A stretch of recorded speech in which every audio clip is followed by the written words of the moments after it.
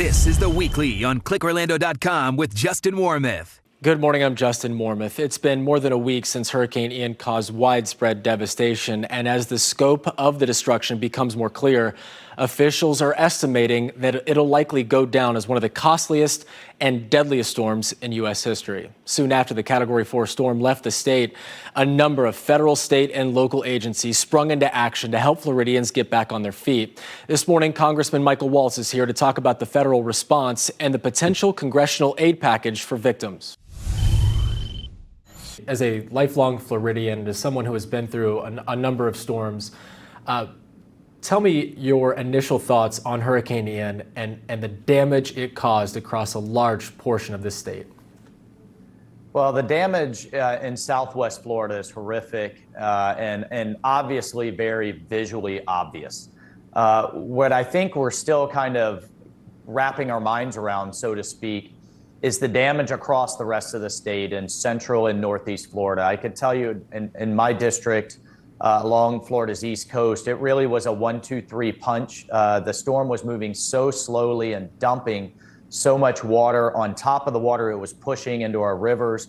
And then when that wind swung off the east coast, it looped around like a big right hook and caused its own storm surge. So, we're seeing areas that are still being flooded. The water is still rising in the St. Johns River because all of that water has to go somewhere, and it's going to creeks, tributaries, lakes, and then moving like a big bubble down the river. So there's some areas that are still the water is actually still coming up into their homes, so many days after the storm, and even though they weren't completely blown over. If you've got 6 inches of water sitting in between the mold and the damage and sewage that's being backed up, it's still very, very destructive, and this is going to be a long recovery. And 6 inches would probably be on the lighter side for a lot of folks, as we've seen water levels up to windows, right, preventing people from opening their doors. So the water rescues have been happening even after the storm has passed. But I want to ask you about the response from the federal level. As you mentioned, so much of the focus, and rightly so, has been on Southwest Florida as they work to completely rebuild so much of that infrastructure, the bridges, and so many homes that have been leveled, the power grid, another thing. Right. What about Central Florida? Because as you pointed out, so many homes here have been destroyed, but in a different way with this storm. Yeah. So as the federal response plays out and money is being diverted to the state of Florida, how will you ensure that a large pocket of that money goes to folks in Central Florida? Sure. Well, obviously in the near term, we're still in search and rescue mode and recovery mode. The National Guard, our first responders, the Coast Guard providing life-saving food, water, ice, and materials. But to your point, the early FEMA designations, which we pushed for from my office and across the congressional delegation, was critical. That allows our local county officials to do the debris cleanup, to provide that early individual assistance, which can be up to $38,000. Eventually, I do believe we will get certain types of property designations as well, which will allow a different type of assistance.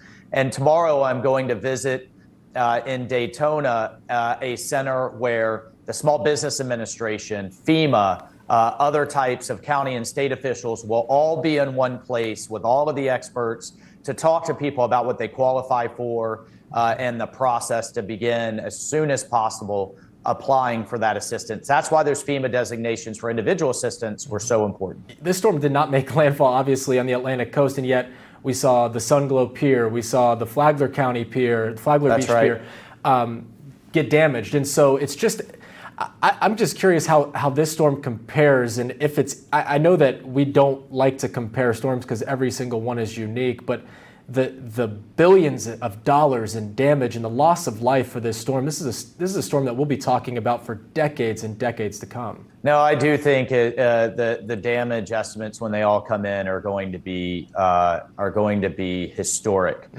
compared to other storms like Matthew and Irma. But right now we're focused on saving as many lives as possible.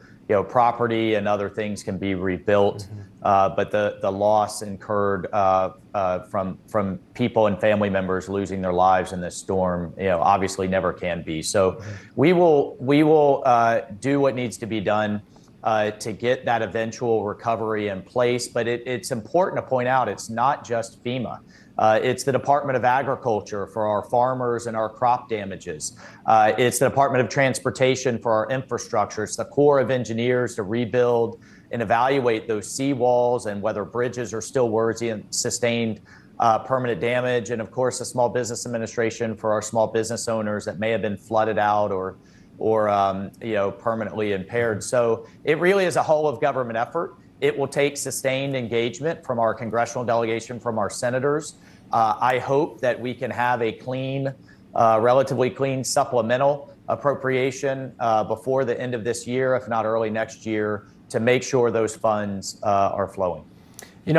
I know that it's easy to, in this day and age, to make things political, and I'm going to do my best not to, because thank you. It's not the time, it's not the place, Yeah. But yet there are headlines, and naturally so. And I think I want to clear up some of those headlines and let you say your piece on Sure. it. All 16 GOP House members, including you, voted against a bill that would free up billions of dollars in disaster relief funding. Now, about $15 million estimated would be going to Hurricane Ian and developing that. Why vote against that? Can you clear that up for us? Yeah, so this was a continuing resolution, which is basically a stopgap measure. It was developed before Hurricane Ian even existed. I have taken principled votes against these measures my entire time in Congress. The Democrats have not passed a budget. They have not passed a full year appropriation. And what these stopgap measures do is actually hurt our military.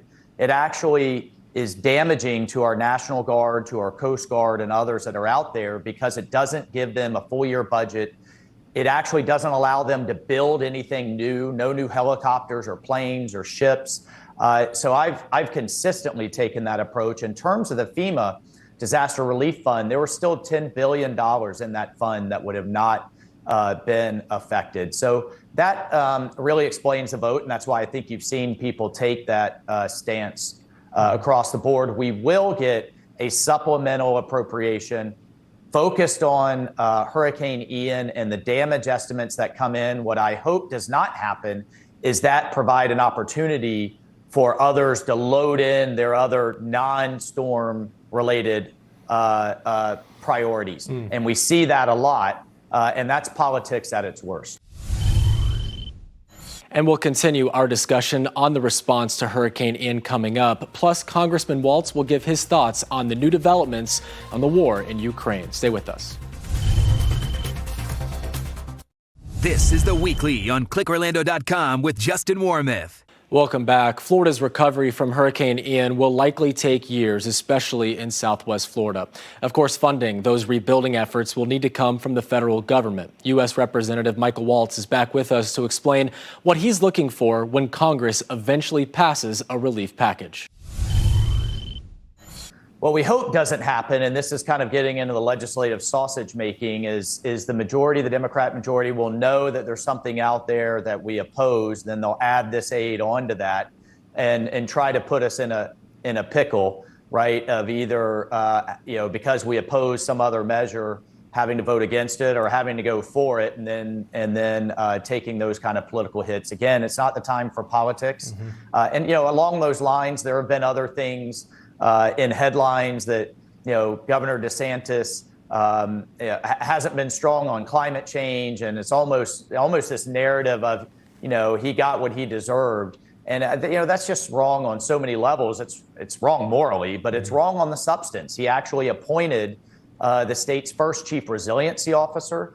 I think one of the reasons you're seeing power gets restored so quickly is many of our power lines and much of our infrastructure has been made more resilient over the years. And they actually, the Florida legislature put in place a $1 billion resiliency fund. So we are taking measures to deal with the impact of these storms. And to say that we're doing nothing because of politics is just inaccurate.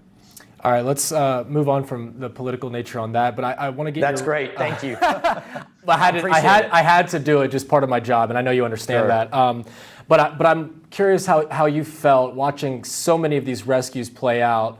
First responders getting rescued as well, but also National Guardsmen, a number of these first responders going into these massively flooded areas up to their neck, maybe even over their head, rescuing so many people from their homes. It's watching these rescues play out, especially on live TV, was inspiring to me, and I want to know how you felt about the whole thing. Well, one of the things that I like to remind folks is all these National Guardsmen and women, over 5,000, they all have families too, and they couldn't be there with their families to help them evacuate or board up their homes or deal with the storm.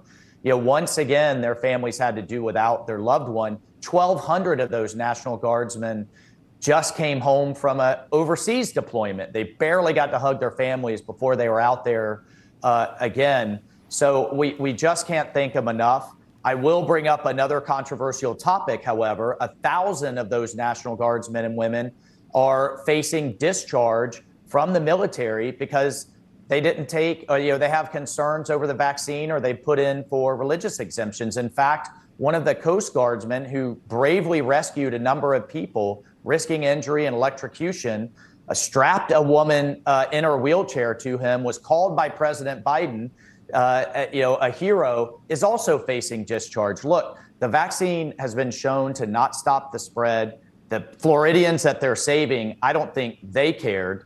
The CDC is giving new guidelines. Look, the president said the pandemic is over. I think we need to truly rethink this policy before we kick out all of these people in the middle of a recruiting crisis and deny them their pay and benefits that they rightly deserve. If someone is, and I know that this is something that you'll be discussing this week, but if someone is having significant, their home is significantly damaged, whether it's flooded or what have you, what tips would you give them in A, trying to get that individual assistance from FEMA, and B, making an insurance claim in a state that where the insurance market is really in peril? So document everything, take photos of everything you can. Hopefully people had done that in the run up to the storm if they sustained serious damage and their belongings were scattered. But document, and get those claims in as soon as possible. There will be, and they're available online. Call my congressional office if you need help finding those resources. But we are pushing hard to get all of those entities into one place, so you don't have to try to move around and find the different agencies. In my area, they'll be in Daytona near the Ocean Center, and that's where you'll be able to find those resources, and we'll have staff there as well. And our phone lines are fully manned and always open. Now, obviously, a lot of this focuses on Hurricane Ian, but Puerto Rico also continuing to have issues with mostly the power grid, but really Hurricane Fiona dropped a lot of rain on the island. And so they're concerned that they will be left behind in the federal response and the federal aid due to Hurricane Ian. Is that something that you're focused on? It is. And, I'm glad that the President Biden went down there to go see it firsthand. He's coming to Florida as well. And I think it's just important to see the magnitude of the destruction, but also the infrastructure that will need all types of resources, state, local, and federal, to be rebuilt. So they'll certainly be top of mind for the Florida delegation for our fellow citizens over in Puerto Rico. While I have you here, I do want to ask you about Ukraine. We've seen Ukraine making some headway against Russia and reclaiming more ground. Do you think they're on their way to winning this war against Russia? Well, they've certainly made positive gains. They've shifted the momentum. I think it's a story as much about how flawed the Russian military is, the corruption in the Russian military, the war that's becoming increasingly unpopular for Putin, their massive deficiencies in logistics and their industrial base, as much as it is our helping the Ukrainians. But I think the biggest thing that could help Ukraine is actually U.S. domestic energy policy. If we would unleash U.S. oil and gas, it would drive the price of oil down around the world that would not only help Americans at the gas pump, but would starve Putin of his war machine. Every time that he has invaded his neighbors in 2008 in Georgia, in 2014 in Ukraine, the price of oil has been over $100 a barrel. He's doing it because he can afford to do it, and we need to starve him of that oil and gas, and that's by unleashing American energy, and we're going to continue to push and pressure the Biden administration to do that. Now, if things get bleak for him, he is unpredictable, obviously. What concerns do you have moving forward as Ukraine continues to make this headway? So from the briefings that I've seen, number one, we need to understand that using tactical or nuclear weapons is a part of Russian doctrine going back to the Soviet days in the Cold War. They call it to escalate, to then de-escalate.